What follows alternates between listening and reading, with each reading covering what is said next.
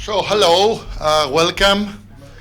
This is John. I am from company INNOV-ACTS at Nicosia. What we do in our company is we help companies implement digital transformation journeys, ambitious digital transformation journeys, using technologies like artificial intelligence and blockchain.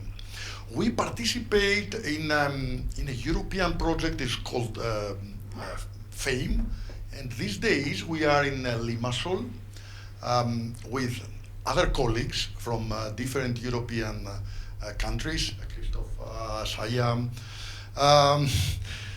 Gerd, Matelink, and also Marek and Samrat. And in the next couple of hours, we will be teaching you how you can price data. We will be first talking about the value of data, and then we will be teaching you about how you can assign a price to a data asset, how you can monetize a data asset, and how you can have a market around data assets using this nice decentralized technology which is called blockchain. At the same time, we will be teaching you and we will be showing you how this decentralized technology, which is called blockchain, works.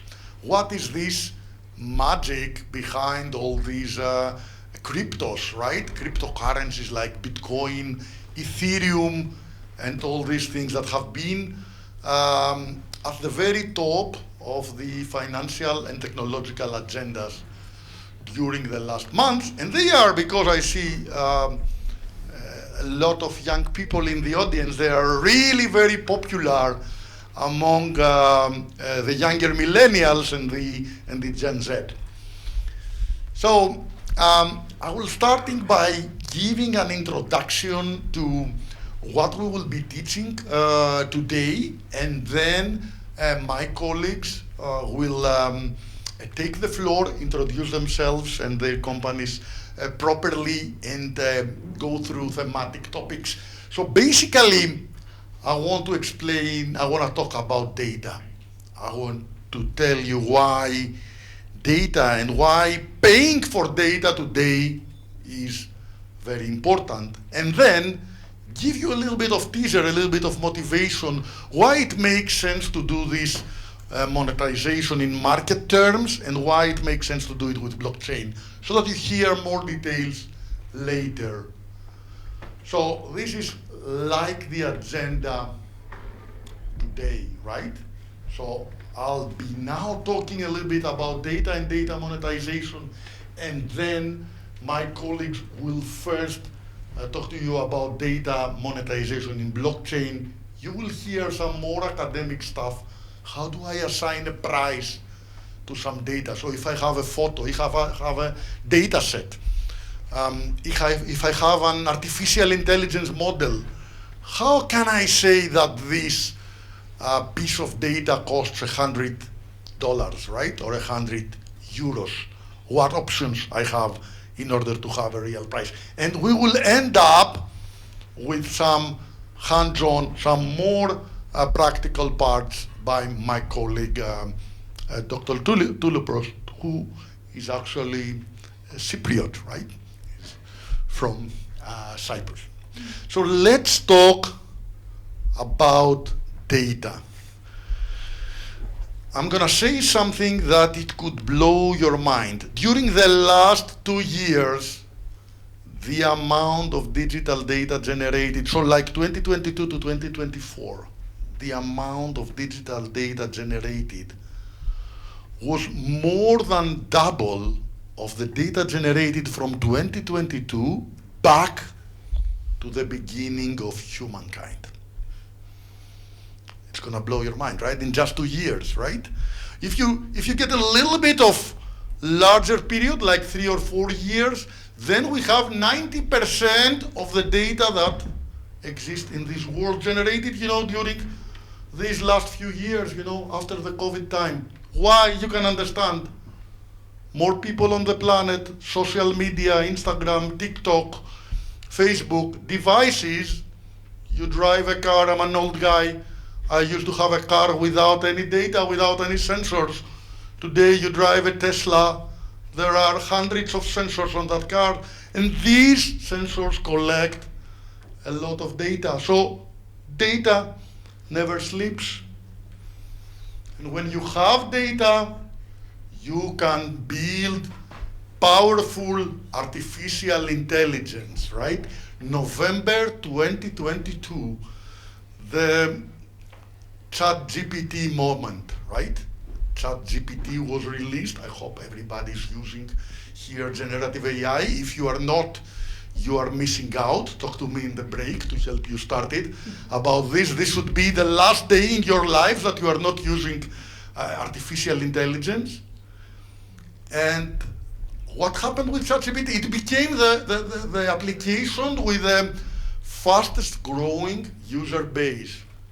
Millions of people just in 5 days, millions of users, much better than Instagram, much better than Spotify. And yes, when I was showing these slides to my colleague Kostas, he said, it's not ChatGPT anymore, it's Cursor AI. That's the AI that writes software, right, for you, that writes programs. And that will be making people like me who are engineers obsolete, right? Maybe we can still work, but this Cursor AI is growing even faster. And this is a problem. You create a presentation, and as you fly to deliver it, somewhere there is always something new and you have to update the slides. Well, what does this have to do with data monetization? You know that these large language models like ChatGPT and DeepSeek, they have been trained with a lot of data. This technology was a little bit older, right? We had this technology of large language model or generative AI even 8 years ago. Why we didn't have ChatGPT? Because we didn't have the proper data and the proper compute power to train the system, right?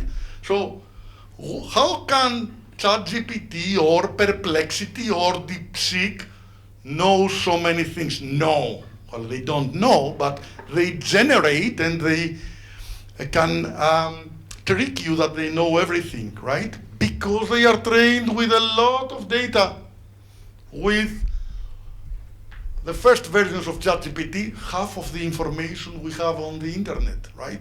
Wikipedia or all the different sites, academic sites, we have some researchers here. So papers, we have as open access, archivics. So all these are among the training data set, and even more, right? Problems of the mathematics Olympiad, right? And this is, you give an exercise to GPT and can solve a problem of the mathematics Olympiad, because similar problem is within their data set sometimes. So data is really important. Data is what fuels artificial intelligence. But let's look at another fact. The cost of deploying and using artificial intelligence, in this diagram on the top left, you see the average cost of using ChatGPT, right? Because, well, some of you may pay just $20, right, to run your queries, but if you want to use it on a real AI system, you need to pay tokens, right, to this system. So this cost is going down very rapidly. It's not the first time that this happens in information technology, right? The cost of a hard disk is going rapidly down. The cost of a computer is going rapidly down. Or with $1,000, you can get a much better computer, right, than in the past. The cost of an iPhone goes down, right? It starts €2,000, but 2 years later, you buy the same iPhone, $500, right? But in the case of AI, this is what is shown in this diagram here. The drop in the price is really fast. So artificial intelligence is the fastest depreciating information technology asset in history, right? So it's much cheaper every day to use better AI than yesterday, okay? So AI will be accessible to everyone. You won't have to be rich to use AI, right? And you know the best minds of the world are competing in giving us good AI. You know, DeepSeek, for example, the Chinese model, right? Some Chinese people got creating a very nice artificial intelligence model that competes to ChatGPT, right? And it's also open source. It's free. You can use it on your computer now. So if artificial intelligence is free, or the cost is zero, what is the value there? And the value comes from your data, because one of the things you can do, if you use ChatGPT, or if you use Perplexity or DeepSeek, you will find a button there, right? And you can upload your own data, right? And when you upload your own data, we have a mechanism for this called retrieval augmented generation. You get better answers, right? So yes, ChatGPT can answer any email for you. But if you give your own answers to the emails, it answers the email like you, and not a general answer that fits generally, right? So you can make artificial intelligence act like you, or even better, by providing your own data. So where is the value? The value is in the data, right? And sometimes you want to protect this data. We are going to talk about this later today. And people are concerned, I don't want to give my data to the AI model, right? To DeepSeek. Yes, it is possible to avoid this problem. Why? Because you can have DeepSeek is open source, or the French AI model Mistral on your computer. Well, you need a powerful computer, but even in a normal computer, you can have a smaller version of the model. And there, you can use your data with confidentiality. Your own data, maybe your customer's data that you don't want to expose to the world. So, this is what we are discussing today, right? Cost of AI is going to zero, of basic AI, accessible to everybody. Yeah, I'll get it, thank you. And data is the new oil, right? Well, this is a quote. I have listed some other quotes that you might want to use, right? I like this one. It's a very good reason for using Perplexity. It's good that I see some young people to remember this. This is the best lesson I learned in my PhD, right?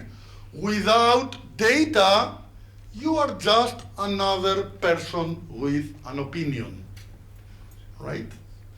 Keep this in mind. When you say something, you should be able to back it up with some data. Otherwise, okay, it is respected. We live in a democracy. It's your opinion. But you may be wrong if you cannot back up what you say with data. And some other nice quotes. But, okay, it's not about using data for our opinion, right? Today, the businesses, the companies are data-driven, right? So the companies do not take decisions and do not manage processes by intuition or with impressions. They manage their processes based on data. So they are data-driven businesses. And this is why we talk other terms, big data, data modernization. What data modernization means? Taking your old systems and modernizing them, right? So that you can have new systems that can keep more data and manage this data in a more scalable way.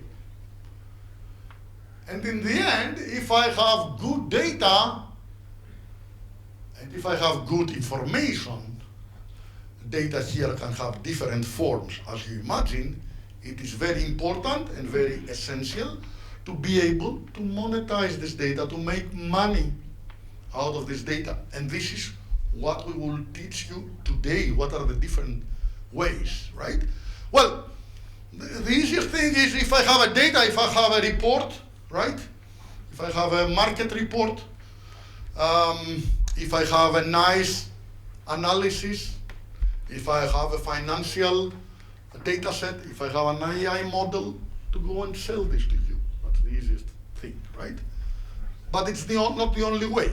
So there are a lot of sites that give us information periodically, right? In a recurrent way.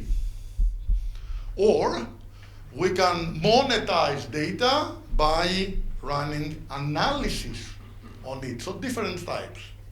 Now, we devote a whole course to discuss this because there are different challenges, right? So first of all, you don't want to share your data with everybody. You want to protect your data if this is important data, if this is sensitive, if this is intellectual property, if this is trade secrets, right? It is important to address the privacy and the security challenges. Also, we are in a European Union country, right? And maybe you know in the European Union we are very strict, well, everywhere, but in Europe a little bit more, with the regulatory environment, right? So we have laws and regulations that oblige companies to do certain things when they manage data, especially when these data are personal and sensitive, right? A lot of regulations, General Data Protection Regulation, GDPR, right? Or AI Act, right? Artificial Intelligence Act. So there are certain things and certain limits on what you can do with data. And as you understand, this creates challenges when I try to monetize the data. Yes, I cannot monetize, I cannot make money from my patient's data if I am a hospital, right? Yes. It might be a good idea to sell this data to a biotech company. I could make a lot of money from this data, but it's not allowed, right? I will be subject to very huge regulatory penalties. So it's not a good idea, okay? These are among the challenges. Now,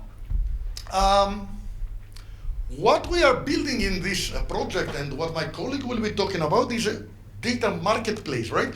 You know the term marketplace, right? Our life is built around marketplaces, right? So what is booking.com? What is airbnb.com, right? This is a marketplace for rentals. What is Uber? Or I don't know, there's no Uber here, right? Bolt, yes, in Cyprus, right? So what is Bolt?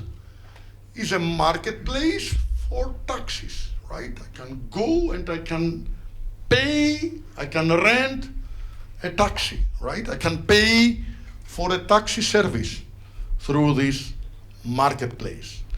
And these are just few examples, right? I mean, we can talk about Amazon, right? I can buy everything, right? Or eBay, right? And the characteristic of these things is that they are multi-sided marketplace, right? So if you see Bolt, we have taxi drivers and taxi companies that they want to sell rides. And on the other hand, we have people interested in using a taxi, right? So many from the one side, many from the other. And Bolt is a platform that is doing this. And what do these platforms sell? Basically, they sell trust, right? So why do you pay Airbnb and you pay Booking?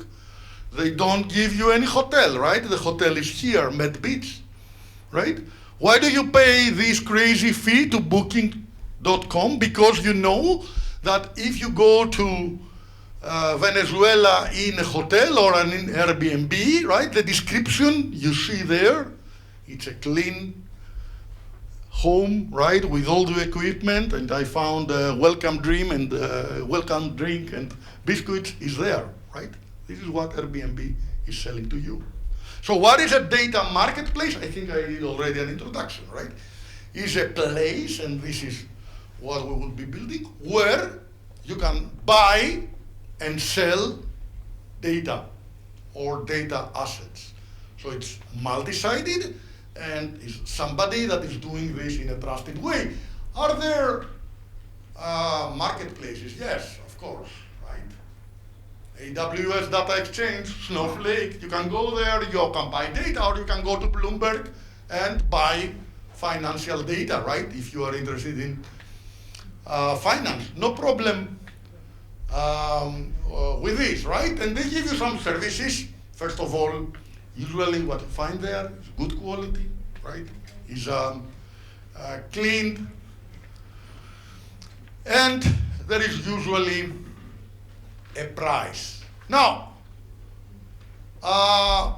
this will be discussed much later with all the science behind it, but you can imagine that the price of a data set can be determined by a number of factors: the quality, the scarcity, how rare is this data set. Yes, some people would pay a lot of money for a paparazzi photo, right? Why?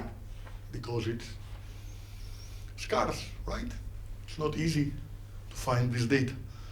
Or if you've got a good data set that I can use and I can make money of it, because I can use it in AI and I can make money of it, yes, I'm willing to pay for this data set, right? Usually people pay for what solves their problems, right? So if the data solves my problem, I'm willing to pay for the data to solve my problem. But other factors, right? In market terms, what is the demand for data, right? So if there is high demand for a data set, the price can go up, right? Maybe, you know, like the airlines, right? In the beginning, the flight can be cheap, but the last days, right, the same ticket for the same flight, for the same cabin, for the same seat, can be 2 or 3 times higher, right? This is how markets work and why data should be different. So later on, you will hear a lot about what is the science, the potential science behind this. And then there are different pricing models, right? You can have a subscription, you can have a flat fee, pay-per-use if you use regularly data, and so on. Now, one of the problems we have, especially in Europe, is that we are different countries, right? Like 27 different countries, that we need to share data between us, but every country is different, with different politicians, different people, different beliefs, but we are all European, right? So we want, for example, if I am a student in Cyprus and I want to go to the Netherlands or to Belgium, I would like to go there, present my passport, right, in the other country, and then the other country to have a trusted way to find, I don't know, my criminal record or to find out my banking reference, that I'm a good, right? It's just digital data, right? But it's not so easy, right? Because when you have different parties sharing data, everyone wants to protect the data and wants to give the data for a limited time, for a limited purpose, to do the exact thing which is going to the Netherlands and enrolling in the university, right? Other than that, we want to have this data in Cyprus, right? Because it's our citizen, right?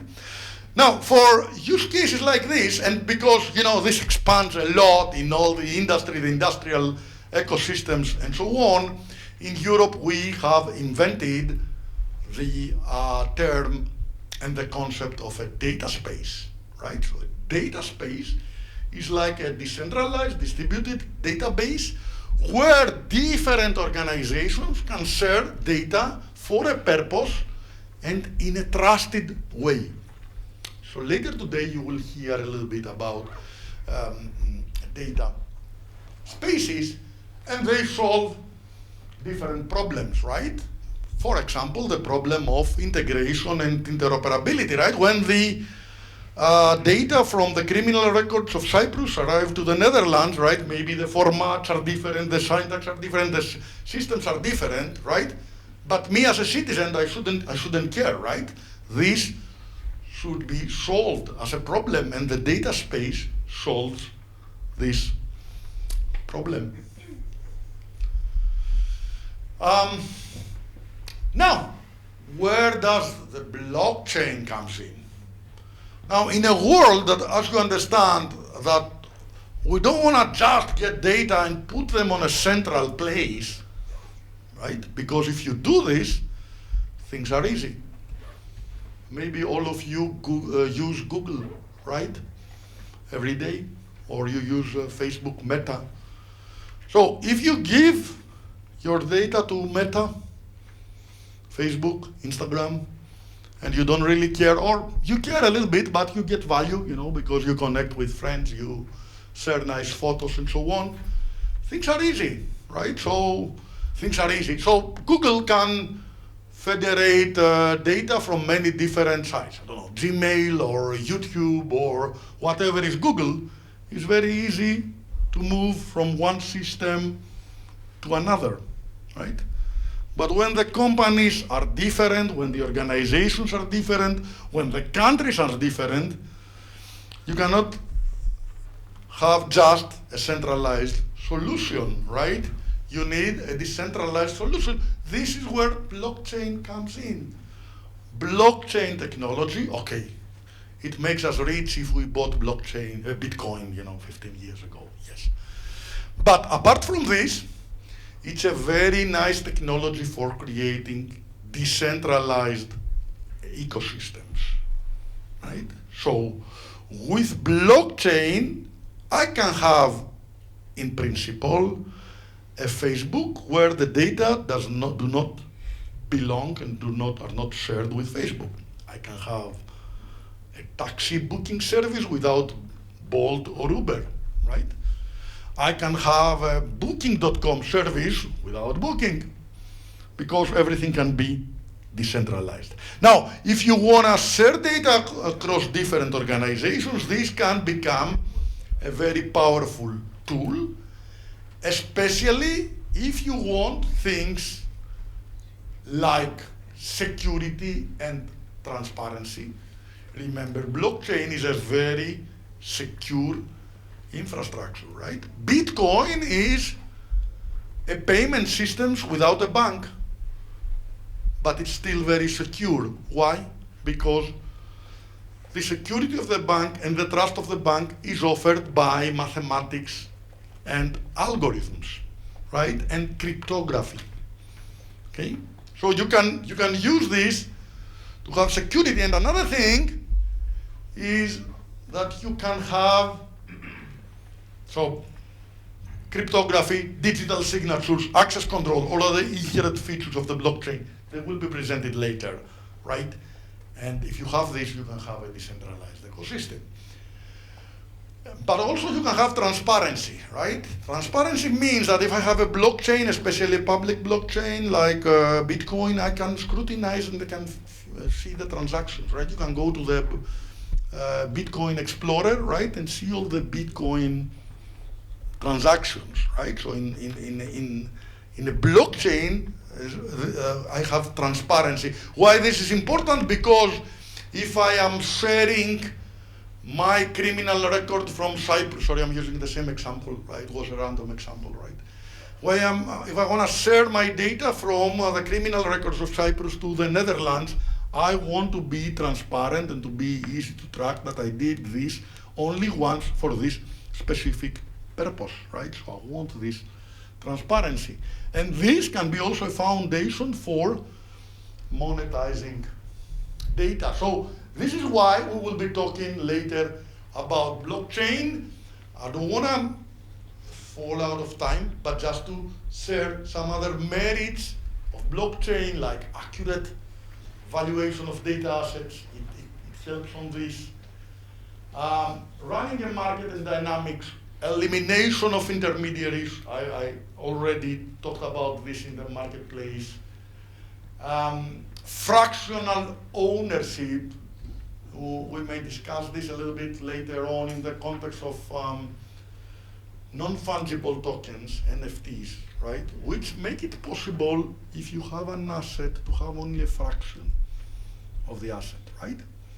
Maybe if some of you are into crypto, you know this already. You don't need to buy a whole Bitcoin, right? Which is 70,000, I don't know today, 80,000 euros, right? You can buy a fraction of the asset of the Bitcoin. And the same could happen for joint ownership of data assets. So this is, and yes, on a transaction, on a decentralized transaction on a blockchain, we have this thing which is called smart contract, and which allows us to program what will happen with this data asset, right? So I can reuse it, I can add value on it.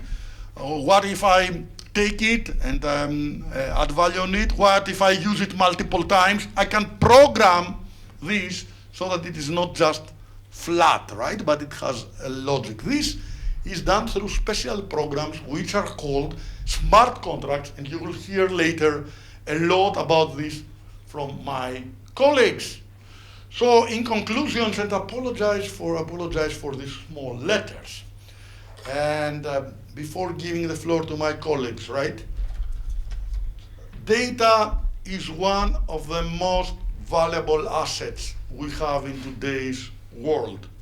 You will be using AI and you will to do all your jobs and to do all your tasks, right? But the value of it will be largely come from your data. So all of us, we will have access sooner or later to the same AI model and the same AI tool, right? Every day there might be a new innovation, I don't know, in China, in the US, in Europe, some new model and so on, but we will get access to it. If either as open source or either as something which is really low cost. So the value will come from our data. This is the reason why we have to start thinking about data, if you're not already doing this, so as something valuable, something that costs, something that you might willing to pay for, right, in order to use it as a tool to accomplish tasks or make more money. So with all this, I would like to thank you for being here, and I wish you to enjoy this training. But before going to my colleagues, I would like to ask you what questions you have about this introduction to monetization. I have a question. Usually, yes, thank you for the question. Usually when you ask this question, my students know this, you have to wait for 7 seconds, right? But our colleague here, you know, is not shy and was really faster. But usually wait, if you ask this question, wait 7 seconds. This is the average time a bold guy needs to ask the question. Please, feel free to introduce yourself and ask your question. Middle Eastern people don't wait, they do everything fast. Anyway, I'm Barry, I'm from Tel Aviv. And I'm interested to know regarding European regulations that they're right now going to enact in 25 on to limit the use of the blockchain, to also limit data aggregation because of the fight of the privacy between Germany and the European government in Brussels. So I wanted to know what your thoughts are on that. My thoughts on?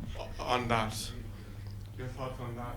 On the future of blockchain. Yeah, and what is going on right now between the European Union government, central government in Brussels, and the other countries? Like Well, I don't know, of any geopolitical debate, but I can tell you that the European Union or the European Commission has been very positive against blockchain for many years, right? It has founded also a nice project that there were also Cypriot companies involved. It was the Mariana Blockchain Observatory, right? EU Blockchain Observatory, right? So this is a project that made a super catalog, right, of all the nice blockchain projects in Europe. So European Union was very receptive. So I don't think that there is a lack of political backing. What I think is lacking after so many years, because the first Bitcoin white paper is 16 years old, right? It's older, right? Maybe. So for 16 years, we don't have so many business use cases and uptake of blockchain, except for crypto, okay? Because crypto is a huge success, right? If you count the number of Bitcoin transactions every day, maybe there are more than the transactions of Apple Pay, right? So really, there are too many crypto transactions. So this is a huge success. But the problem is that we don't have a decentralized Facebook. We don't have a decentralized Uber, right? Why? I'm not sure if it's a technical, I don't think it's a political thing, right? It's also a perception from the people, right? So there are few people, 10%, this is my estimation, right? It's not, it's my opinion, right? 10% of people are, really liberal and anarchist, that they don't want, a central party, right? They don't want a government, they don't want a bank, they don't want a daddy, right? The rest, 90%, in my experience from courses, what is a typical question I get? What if I lose my password, my key in a blockchain? Can I ask somebody? No, there is nobody, because this is decentralized, right? If you choose to be decentralized, you don't have. So this is my perception. It's not a political thing. I think at the European level, I don't know about the German government, but at the European level, in Brussels has been very receptive on blockchain. Also supporting startups, all this. But 15 years later, we don't have too many, successful use cases if we exclude the crypto. People do not use decentralized social media. People do not use decentralized Uber and so on. Yes. So this is the problem I see.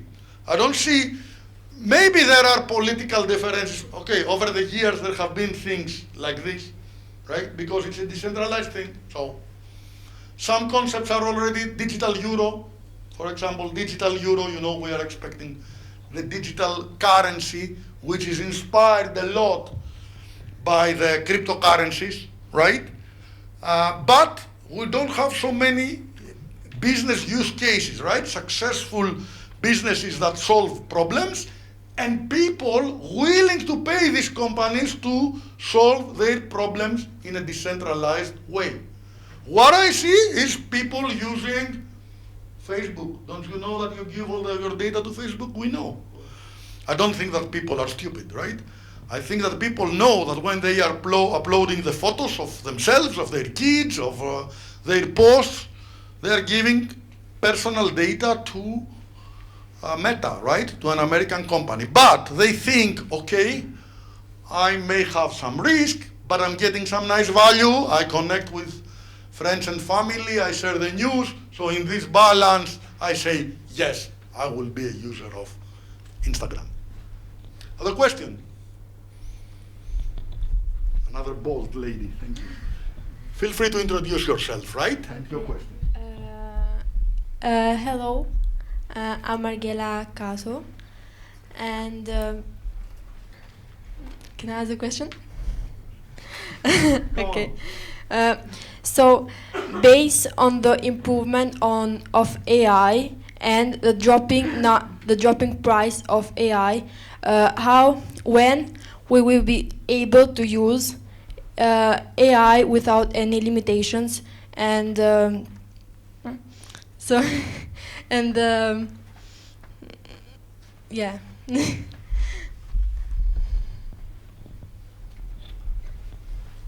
It's difficult to give you a date, right? Like to tell you it's going to be 31st of December to 2027, right? There are some barriers to AI. In Europe, we have regulatory barriers, right? There is a lot of discussion about this. So I'm not talking about technical barriers, right? There are some technical barriers. Let me talk first about the technical and then move to the regulation, and then move to the costs. So I'm going to talk first about the technological part. It's running very fast, right? There will be some barriers in the robotic worker. The robotic worker, this is going to take some time. Robotic worker means the plumber that is fixing something in your home, right? A robot will be doing this, right? Robotic worker means somebody that is doing assembly of a product on a factory, not a human, a robot. This is going to take time, but they work on this, right? NVIDIA is having like 150 million hours of human footage, human workers on their system, so that the robots understand how they move, how to avoid obstacles, how to deal with different objects, and so on. So this is going to take time. The digital, I think, much faster than you ever think. So if you are doing something digital, and you hear this from a computer engineer, former programmer, now the computers write computer programs. The computers will be doing digital marketing, right? Because they can write viral blogs, they can create marketing strategies, and so on. Most important, the digital scientist. This is going to change the world forever. The digital scientist, the AI that has all the knowledge about a specific disease, breast cancer, all the papers, all the clinical studies, all the data that ever existed about breast cancer will be loaded to the AI digital scientist. And this thing we will be able to make diagnosis, to design experiments, to find new proteins, to find new medicine, so that all the progress in 100 years will be done in just 2 or 3 years. So the digitalization, that's the technology. Regulation in Europe is more difficult because certain things cannot be done, are not allowed from the regulation. So you cannot have an autonomous thing doing work, taking decisions. This is not allowed in Europe. It's the human that has to take the decision. So 100% is going to be difficult in Europe, and I can't give you a date unless there is a change in the regulation. And then I can go, to the thing of cost. Of course, there is a cost, but it drops down. We need the capacity. Another thing is the environment, but there we are improving with nuclear energy and so on, so that we don't damage the environment with AI. And the final thing, which I want you to consider, is that the big barrier will be the human. Today we have a powerful AI which is called ChatGPT. Well, it's not the 100% that you say, but it's something that can help you do all the things you do 50% faster. And most people do not use it. Some people, they say, okay, I'm old, I don't have time, I don't want to change, I don't want to do, I don't want to, so, you know. This is the problem to the 100%. The change of the culture, the change of embracing AI. So, conclusion. You shouldn't wait for the moment that you have a perfect AI, whatever they call it, super intelligence or generative AI. Forget about this. Use the AI that you have today, which is imperfect, is doing mistakes, right? Is probably not better than the human, is doing a lot of mistakes, but use this AI to become better, to become more productive, and to save time for you, your friends, and your family, not to do stupid work. Don't wait for the perfect AI. It's going to take 1 year or 50 years. Use the AI you have today. When we have the perfect AI, we'll see what we do. Yeah, I mean, can we ask how many of us, hi, it's Kostas here. Can we ask how many of us here are using daily ChatGPT or something similar? Yes. Okay, all right, so it works, okay? You guys, you are missing out, right? Yeah, okay. Thank you. You have a question, okay. Let's take this as last question, sorry, because I don't want to take my colleagues' time. Introduce yourself and the question. My name is Max. Thank you. Thank you for your introduction about data analysis. But I want to ask you, what is connection with blockchain? Because I didn't understand in your introduction what is connection between data analysis and blockchain. I'm sorry. Yes, yes, thank you. Nice question. So I'm going to give you a short answer because it will become more detailed later. So if we want to share and to analyze data in a transparent way, we need to write some information about all these transactions on a database. And in order not this to be controlled by a single party, for transparency and security and auditability reasons, we write this information in the blockchain. Why this is a good question? Because a blockchain is not a data-intense system, right? It's not a system that we can store trillions and zillions of terabytes of data. No. Yes. Blockchain is not about this. We have other databases. Blockchain is to write the so-called metadata, right? The meta information about this transaction, right? To write a catalog, right? A ledger, a catalog of all this data exchange. And this is very important for monetization. Is it okay? Okay, yeah, thank you. It's clear? Yeah. But let's make this clear. Blockchain is not a system that can hold many data. No. Okay, the data are elsewhere, but how we exchange data, who exchange data with whom, for what purpose, when, and on what price, this is very important to be written on a blockchain. Clear enough? Yes. Okay, very good. So, without further ado, my colleagues from Fujitsu, Gerd and Christoph, feel free to introduce yourself and proceed with the presentation. We need to first try to start our presentation. Yes. Mariano? Okay,